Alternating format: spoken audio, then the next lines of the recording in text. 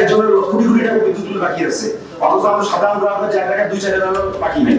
বিদ্যুৎ গ্রাহকদের দীর্ঘদিনের অভিযোগ ও অসন্তোষের অবসান ঘটিয়ে প্রিপেড মিটারের মাসিক ভাড়া বা মিটার চার্জ প্রত্যাহার করার সিদ্ধান্ত নিয়েছে সরকার।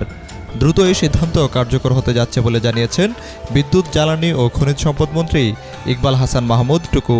আপনারা মানুষের মধ্যে জনসচেতনতা বৃদ্ধি করে আপনি যদি লাগাইতে পারেন লাগান, আর যাদের জোর করে লাগাতে পারেন।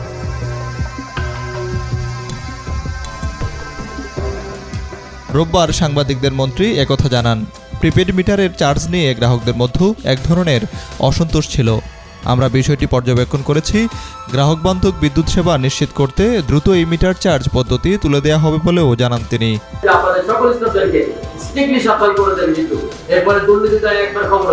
বর্তমানে প্রিপেড মিটার ব্যবহারকারী গ্রাহকদের প্রতি মাসে একটি নির্দিষ্ট পরিমাণ টাকা মিটার ভাড়া হিসেবে দিতে হয়। অনেক গ্রাহক অভিযোগ করে আসছিলেন, মিটারের দাম উঠে যাওয়ার পরও বছরের পর বছর এই ভাড়া নেওয়া হচ্ছে।